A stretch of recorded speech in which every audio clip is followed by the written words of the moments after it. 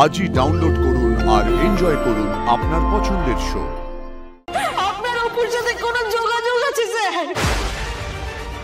আপনি আমার মেয়ের জীবনে আশীর্বাদের মতো।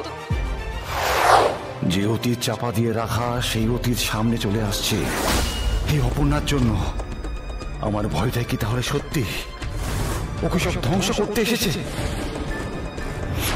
কে এই অপর্ণা? হ্যালো, আমি আর্য স্যার বলছি। আর্য স্যার? বলুন স্যার। তুই বাইরে আসবি রুম্পা? আমি অপর্ণাকে নিয়ে এসছি, একবার নিয়ে যেতে হবে। নিয়ে যাবো কেন স্যার? মানে অপুর কিছু হয়েছে? হ্যাঁ, মানে কি হয়েছে আমার মেয়ে? লো, আমি জানতে চাইছি অপুর কি হয়েছে, বলুন। এমনি ঠিকই আছে, একটা বিপদের মধ্যে পড়েছিল, ওর সেন্স নেই। আপনারা চিন্তা করবেন না, একটু বাইরে আসুন, ওকে প্লিজ নিয়ে যান। কি হচ্ছে? অপু বাইরে আছে, ওকে আনতে যেতে হবে। বাইরে আছে মানে? স্যার, আপনি অপুকে কোথায় পেলেন? ও তো আপনার কাছে যায়নি। না, আমার কাছে যায়নি, ও একটা বড় বিপদের মধ্যে পড়েছিল। আমি যদি ঠিক সময় না পৌঁছতাম। কি বিপদ স্যার?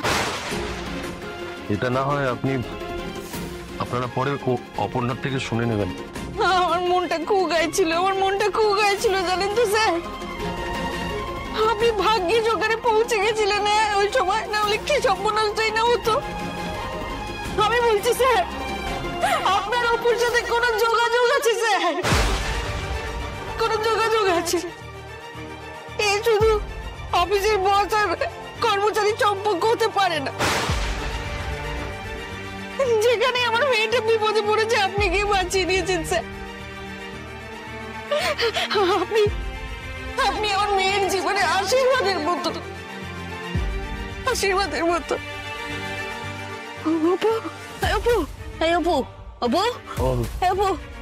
চোখ খুলছে না। এই তো জ্ঞান ফিরেছে। রুম্পা যা তো অপুকে নামা, দেখ গাড়ি থেকে সাবধানে নামা।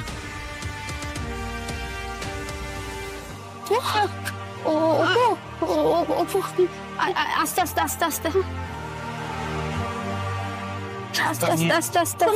তুমি স্যারকে নিয়ে ভেতরে এসো স্যার। না, আমি আর যাচ্ছি না আজকে, অনেকটা রাতও হয়ে গেছে। আপনারা প্লিজ অপর্ণাকে সামলান।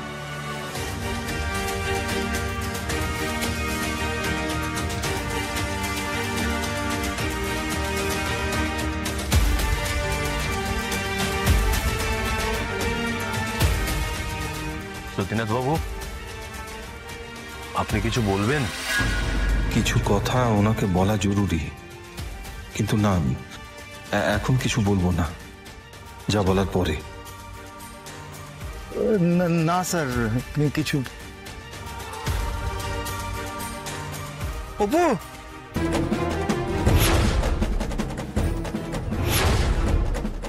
শুরু হলো কষ্টের পথ চলা। এ পথে বড় যন্ত্রণা, অনেক কষ্টের পথ পেরোতে হবে তোদের। চোখের জল তার হিসেব ঠিক বুঝে নেবেই।